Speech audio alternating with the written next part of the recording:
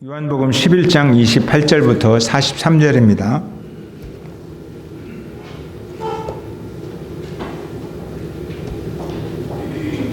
요한복음 11장 28절부터 43절까지 교독하도록 하겠습니다. 이 말을 하고 돌아가서 가만히 그 자매 마리아를 불러 말하되 선생님이 오셔서 너를 부르신다 하니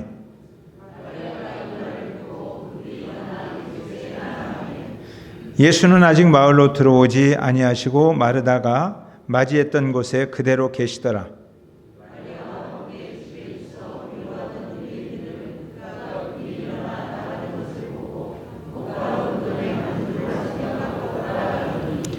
마리아가 예수 계신 곳에 가서 배웠고 그 발 아래 엎드려 이르되 주께서 여기 계셨더라면 내 오라비가 죽지 아니하였겠나이다 하더라.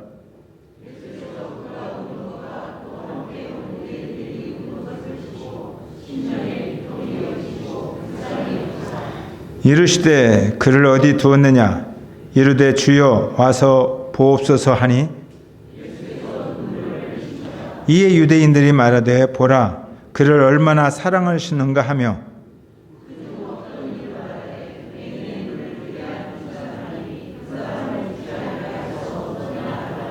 이에 예수께서 다시 속으로 비통히 여기시며 무덤에 가시니 무덤이 굴이라 돌로 막았거늘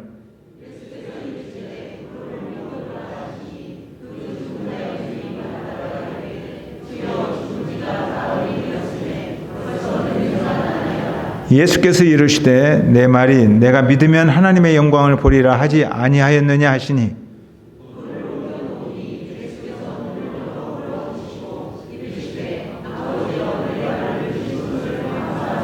항상 내 말을 들으시는 줄을 내가 알았나이다. 그러나 이 말씀을 하옵는 것은 둘러선 무리를 위함이니 곧 아버지께서 나를 보내신 것을 그들로 믿게 하려 함이니이다.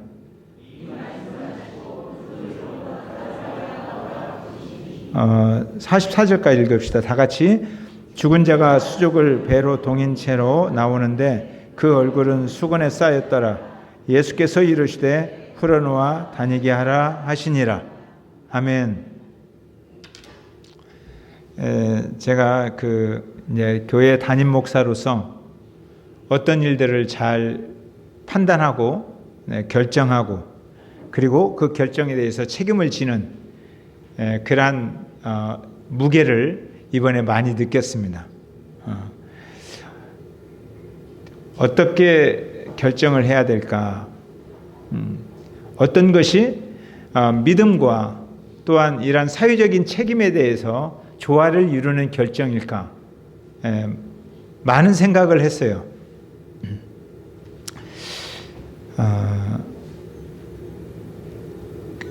이렇게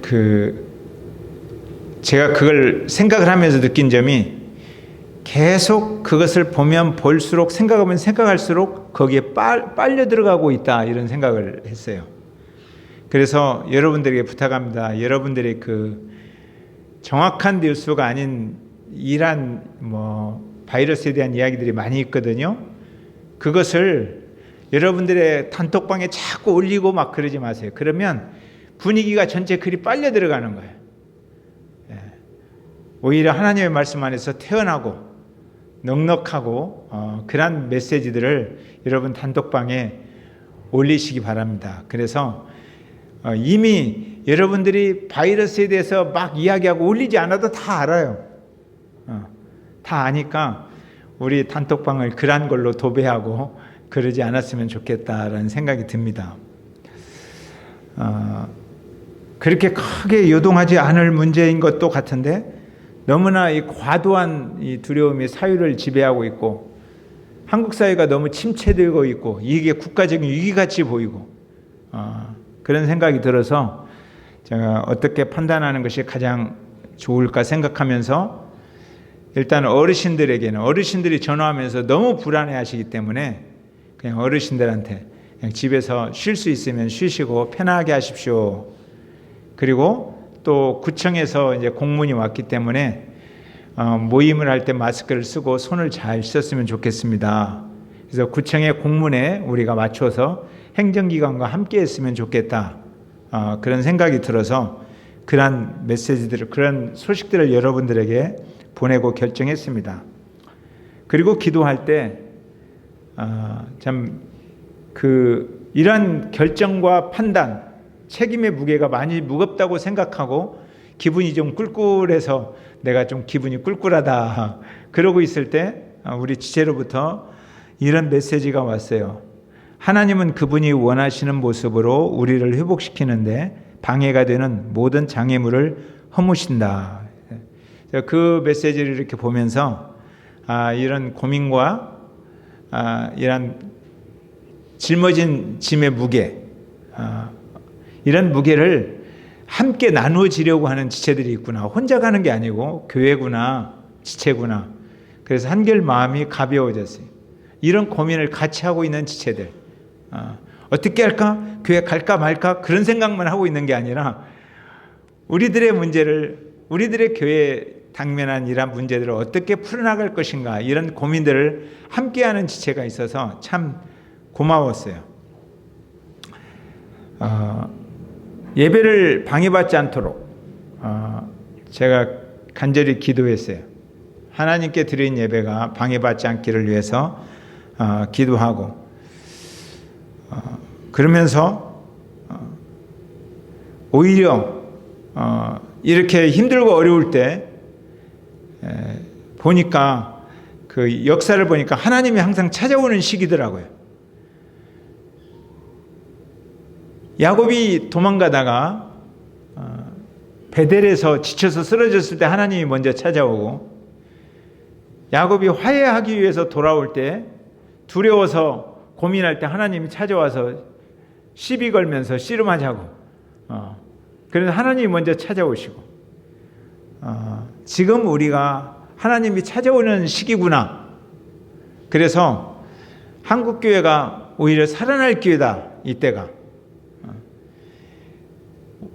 하나님이 신천지를 통해서 교회를 망하게 하는 게 아니라 하나님께서 잘못된, 교회가 잘못되어 갈 때에 이런 이단도 막 더 성행하거든요. 예수님이 계셨을 때에도 영지주의가 있었어요.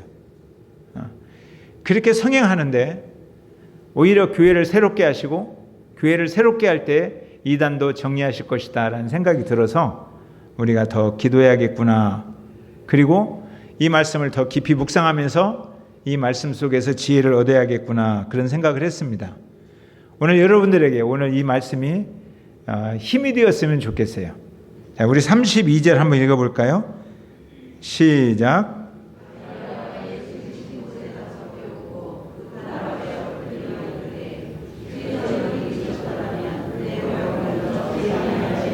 네.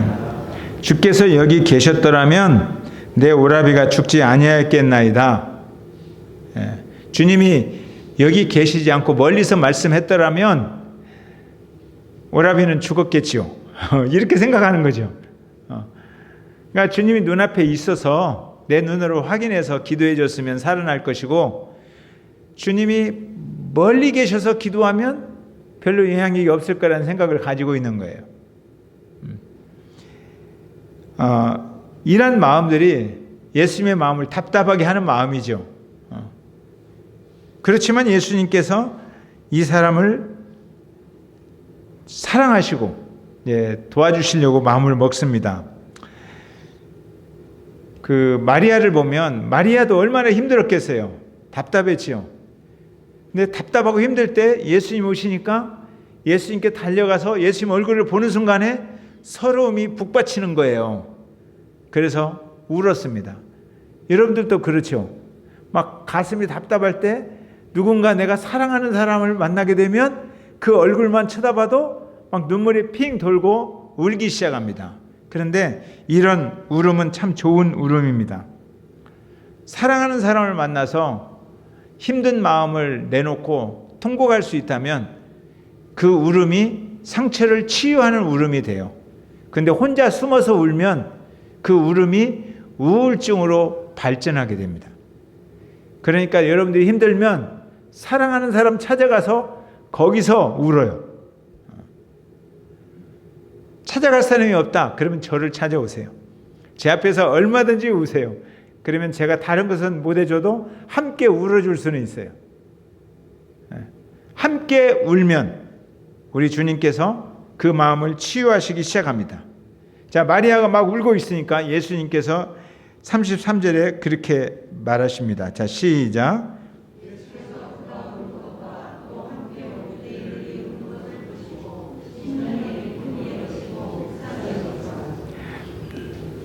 그가 우는 거, 마리아가 울고 있는 거예요. 그리고 함께 온 사람들도 막 울어요.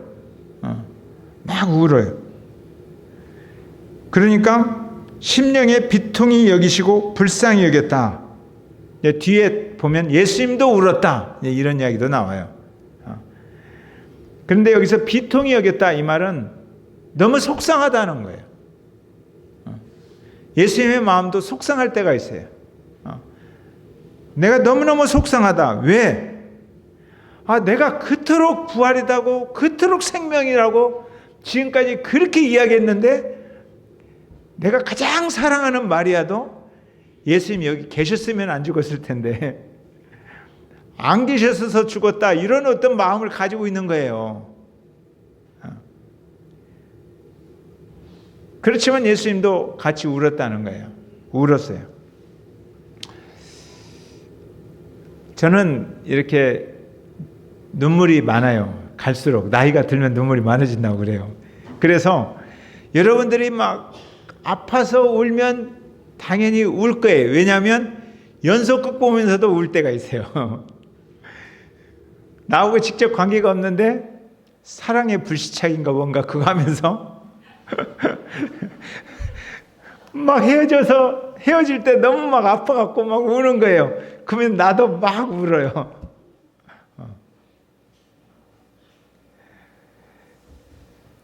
그렇지만 예수님이 울면서 또 한편에 비통히 여겼는데 이 비통히 여기는 거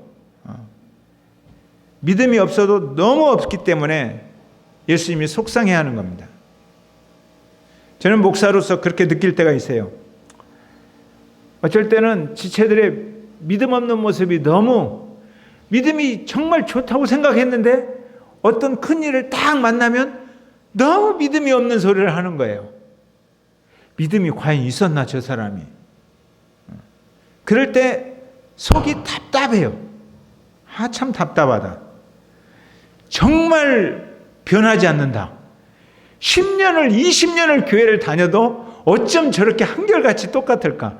아니 하나님을 사랑하는 마음이 한결같으면 얼마나 좋겠어요. 어쩜 저렇게 똑같을까. 존중하거나 배려하는 그런 모습이 부족한 것을 볼 때 참 답답하고 속상해요.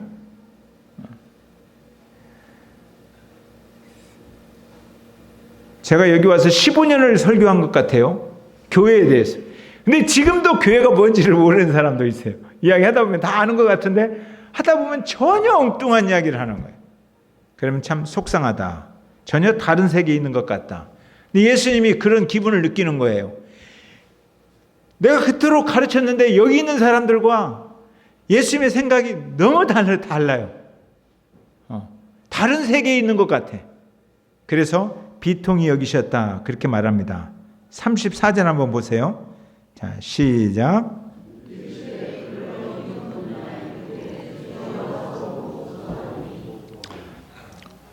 그를 어디 두었느냐? 이 말은 뭐예요? 무덤이 어디냐? 지금 우는 이유가 무덤 때문에 그렇잖아요. 무덤이 어디냐? 주여 와서 보옵소서. 근데 예수님께서 왜 무덤이 어디냐고 가르쳐 줬을까요? 물어봤을까요? 이제 그들에게 믿음을 가르쳐 주기 위해서 지금부터는 거기 모인 모든 사람에게 예수가 누구인가? 믿음이란 게 뭔가? 이런 어려움을 당했을 때는 어떻게 해야 되는가? 이러한 것들을 교육하는 시간이에요. 그걸 가르쳐 주기 위해서 무덤을 찾아갑니다. 그러니까 그런 생명을 가르쳐 주려면 어디 가서 가르쳐 줘야겠어요? 죽음이 있는 곳에 가서 가르쳐 줘야 되잖아요. 부활을 가르쳐 주려면 무덤에 가서 가르쳐 줘야 되는 거예요. 희망을 가르쳐 주려면 절망이 있는 곳으로 가르쳐 줘야 돼요. 저는 이번 이 코로나 바이러스를 보면서 사명이 있는 의사들, 사명이 있는 의사라면 어디로 찾아갈까? 바이러스가 있는 곳으로 찾아가죠. 당연히 그렇지 않겠습니까? 사명이 없는 의사라면 도망가지만 사명이 있는 의사라면 고통당하는 사람을 고쳐주기 위해서 찾아가는 거죠. 그러면 사명이 있는 목사라면, 사명이 있는 그리스도인이라면 어디를 찾아가겠어요? 불안해하는 사람들, 두려워하는 사람들 찾아가지 않겠어요? 당연히 그래야 된다는 생각이 들어요. 그들을 쫓아내거나 거절하거나 그게 아니라 내 안에 사명이 있다면 불안해한다. 그를 찾아가서 손을 잡아주는 게 목사다. 저는 그렇게 생각을 해요. 예수님도 생명을 가르쳐주고 사랑을 가르쳐주려면 무덤을 찾아가야 되는 거예요. 무덤. 그래서 무덤을 찾아갑니다. 만일 우리의 삶이, 우리의 공동체가 낙심으로 가득 찼다면 낙심의 현장이 바로 소망을 배우는 현장이라는 거예요. 그리스도인은 그 속에서 소망을 찾아낼 줄 알아야 된다는 거예요. 그리스도인은 많은 사람들이 좌절하고 절망할 때 거기에서 용기 있는 모습을 보일 수 있어야 되는 거예요. 그게 그리스도인이에요. 제가 가끔 그런 이야기 하잖아요. 제가 암이 이렇게 걸렸을 때 암보다도 무서운 게 뭐냐고요. 암보다도 무서운 게 암으로 인해서 죽을 것 같다는 공포심이 더 무섭다는 거예요. 그래서 그것을 감옥이라는 거예요. 암의 감옥. 그 공포심에서 벗어나야 내가 관리하고 다스리고 정복하고 이겨낼 수가 있어요. 그래서 오늘 여러분들은 그 공포심을 극복하는 사람이 되기를 소망합니다. 아멘. 공포심을 이겨야 돼. 자, 38절 한번 보세요. 자, 시작.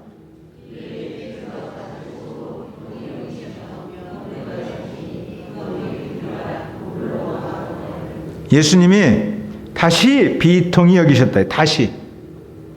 그러니까 예수님이 계속적으로 속상하다는 거예요. 왜 속상하느냐? 그런 이유는 이 본문으로 다음 주에 다시 한번 설교할 거예요. 예수님이 다시 속상한 이유, 그런 것들. 근본적으로 믿음이 없어도 너무 없고, 맹인을 눈을 뜨게 하고, 그래도 그런 것을 기적을 보고도 전혀 믿지 않는 그러한 모습들 때문에 속상하셨어요. 무덤 속에 있는 생각과 무덤 밖에 있는 생각은 완전히 다른 거잖아요. 전혀 달라요. 믿음이 없으면 생각하는 구조와 행동이 전혀 다르다. 흑인 사회운동가 아미리 바라카가 이런 이야기를 했어요. 노예로서의 삶이 너무 익숙해지면 놀랍게도 자신을 이렇게 옥매고 있는, 자기 다리를 묶고 있는 쇠사슬을 서로 자랑하기 시작한다 그랬어요. 쇠사슬이 나를 묶고 있잖아요. 근데 노예 삶에 너무 익숙해지다 보니까 노예끼리 만나서 네 쇠사슬보다 내 쇠사슬이 더 빛난다. 네 쇠사슬은 녹슬었는데 내 쇠사슬은 굉장히 좋은 녹슬지 않는 쇠사슬이다. 이렇게 자랑하는 거예요. 서로. 네 쇠사슬은 너무너무 무거운데 내 쇠사슬은 가벼운 재질이야 하고 자랑하는 거예요. 흑인으로 사는 것이, 노예로 사는 것이 너무 익숙해지다 보니까 거기에서 벗어나려는 생각보다는 안주하면서 그곳에서 자랑하는 거예요. 우리는 세상의 가치에 너무 익숙해지다 보니까 그게 잘못되었다는 생각보다는 그 안에서 좋은 쇠사슬이라고 자랑하고 사는. 그러니까 믿음이 없으면 믿음이 없으면 믿음 없는 사람의 생각의 구조가 믿음 있는 사람의 생각의 구조와는 완전히 다르다는 거예요. 달라요, 아예. 무덤 안에서 무덤 밖의 삶을 상상할 수가 없어요. 그런데 그 믿음을 가로막고 있는 게 뭐냐? 그 돌이 뭐냐는 거예요. 돌이. 우리들의 생각을 무덤 안에 갇혀 살도록, 거기에 익숙해지도록 우리를 가둬놓고 있는 그 돌이 뭐냐는 거예요. 각자에게 있겠죠. 그 돌이 우리를 가로막고 있어요. 근데 예수님께서는 그 돌을 먼저 치우라는 거예요. 그 돌을 치우라. 왜 그 말씀 하셨을까요? 예수님이 그 말씀 안 하셔도 나사로야 나오라 하면 돌이 저절로 굴러가고 나올 거예요. 근데 사람들을 동원시켜서 너희들이 가서 너희들의 손으로 돌을 치우라는 거예요. 그 일을 하라는 거예요. 무덤 안과 무덤 사이에 그런 막고 있는 것들을 너네들이 가서 한번 치워봐라. 그래서 그들이 가서 치웠어요. 자, 41절 한번 읽어봅시다. 41절 시작.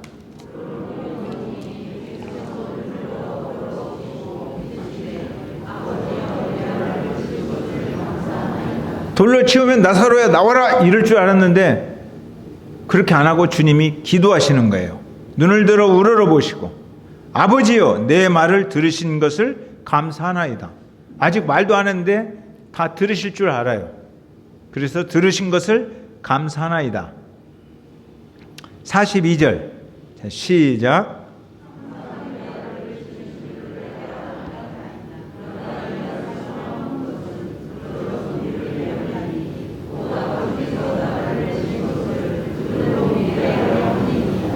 주님께서는 알아요. 항상 아버지께서 자기 말을 듣는다는 걸 알아요. 그럼에도 불구하고 내가 이렇게 기도하는 이유가 있습니다. 그래. 그럼에도 불구하고 내가 이렇게 사람들 앞에서 하늘을 우러러보며 기도하는 이유가 뭐냐?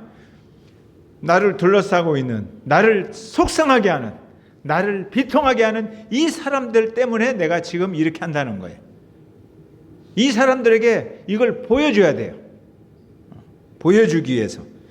이 말을 하옵는 것은 둘러선 무리를 위함이니 이들에게 나를 좀 가르쳐 줘야겠습니다.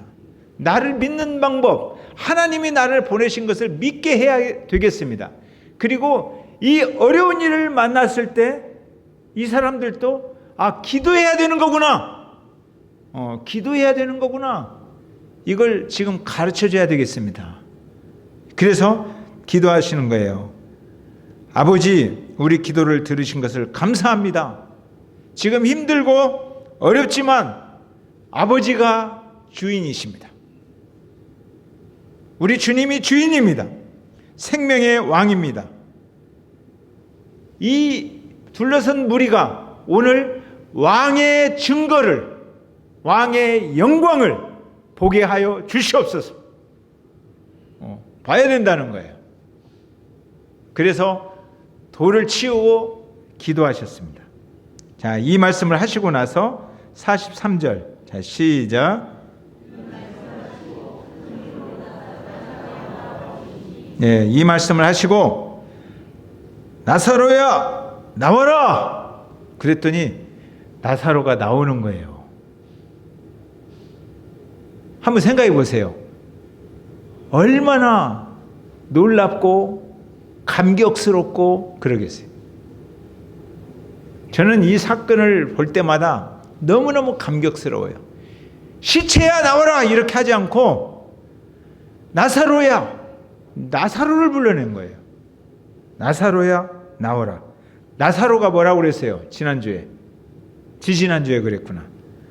하나님의 도움으로 사는 사람이란 뜻이에요.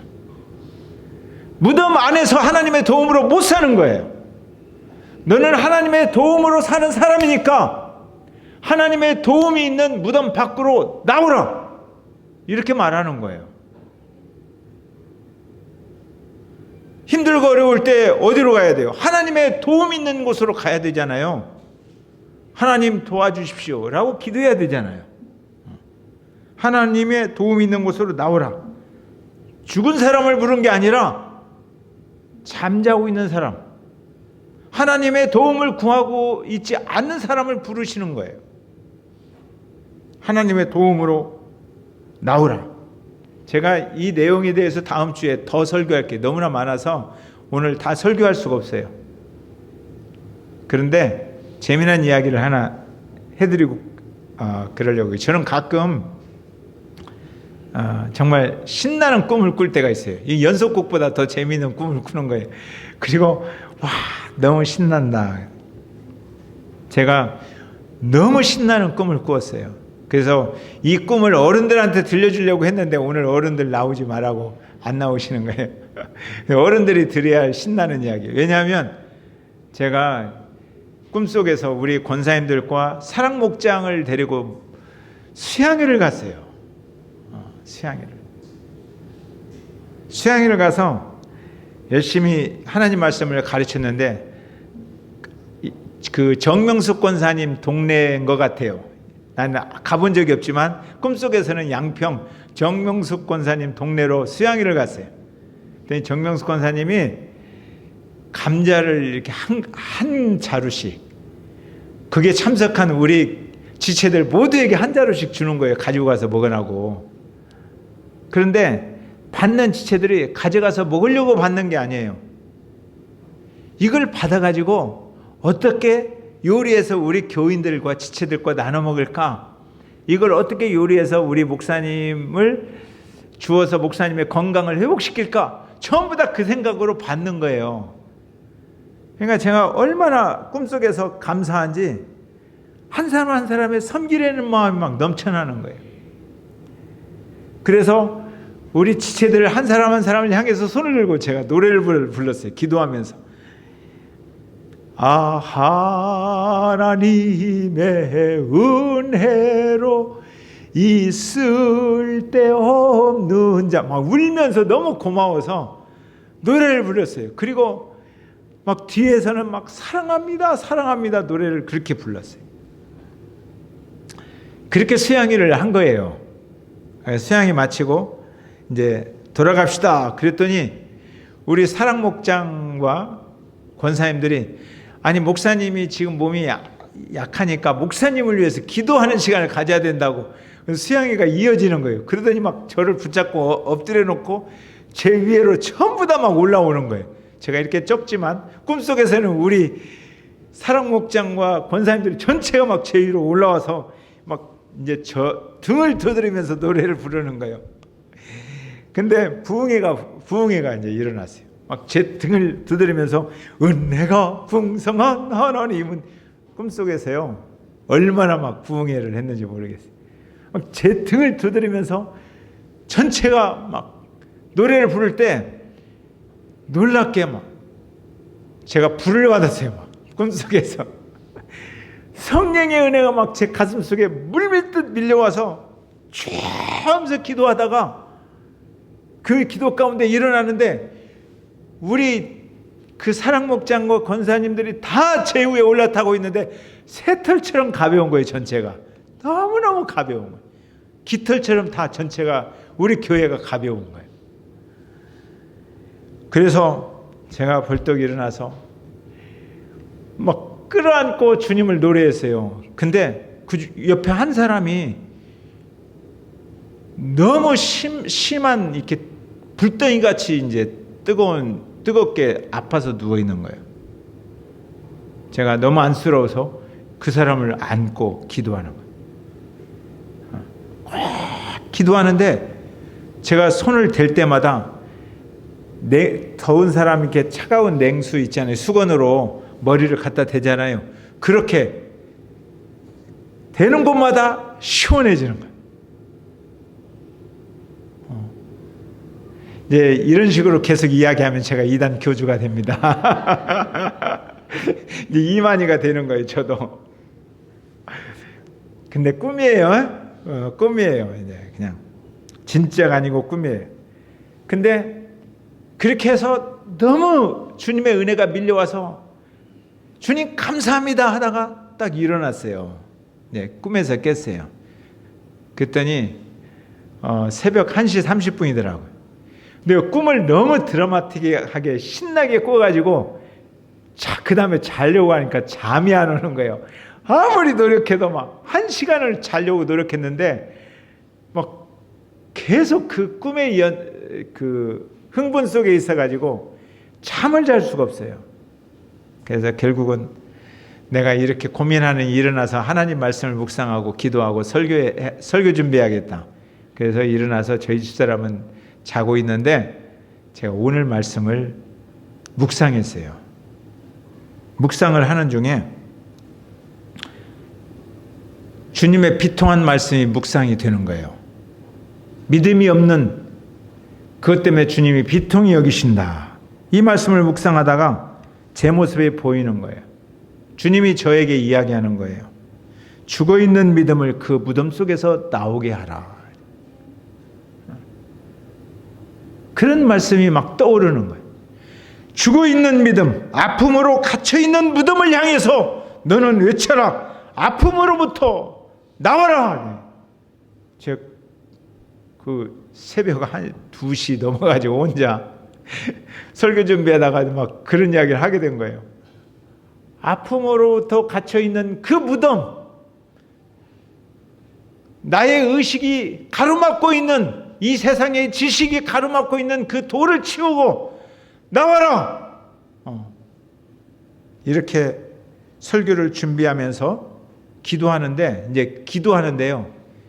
막 기도할 때 이 기도가 확장이 되었어요. 그래서 우리 지체들의 모습들이 보이기 시작했어요. 한 사람 한 사람 생각이 나기 시작했어요. 그래서 기도하다가 이런 기도를 하게 되었습니다. 우울증으로 갇혀있는 너의 무덤을 향해서 외쳐라. 우울증으로부터 나와라. 가난에 갇혀있는 너의 무덤을 향해서 외쳐라. 가난으로부터 나와라. 과거의 문제에 갇혀있는 너의 무덤, 과거의 아픔, 두려움으로 갇혀있는 너의 무덤을 향해서 외쳐라. 과거로부터 나와라. 네. 너의 모든 무덤을 향해서 외쳐라. 이런 기도를 막 했어요. 아멘 하신 분들은 그대로 막 이루어졌으면 좋겠어요. 아픔과 두려움, 가난과 질병, 이런 과거의 이런 상처, 이런 것으로부터 뚜벅뚜벅 걸어 나오는 모습을 꿈꾸면서 제가 기도했어요. 그리고 났더니 잠이 와야 되는데 새벽 3시, 4시가 넘어가는데 노래가 나와요. 노래. 내 마음속에. 그 노래를 여러 번 불렀어요. 누워서 이제 불렀어요.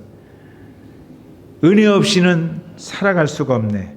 호흡마저도 다 주의 것이니 세상 평안과 위로 내게 없어도 오직 예수뿐이네.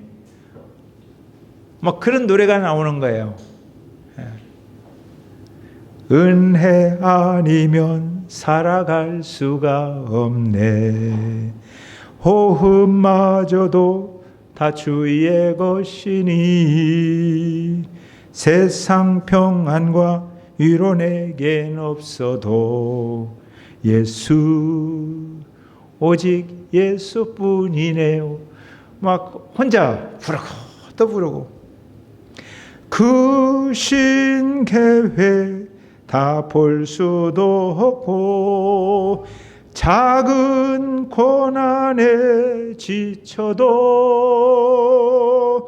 주께 묶인 나의 모든 삶 버티고 견디게 하시네. 막 노래를 계속 불렀어요. 아침까지. 그리고 밤새도록 뜬 눈으로 이렇게 부흥회를 했어요.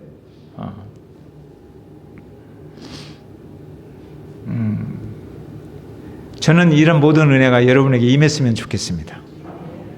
정말 그렇게 임하기를 위해서 기도했고 여러분 모두가 이런 답답하고 힘든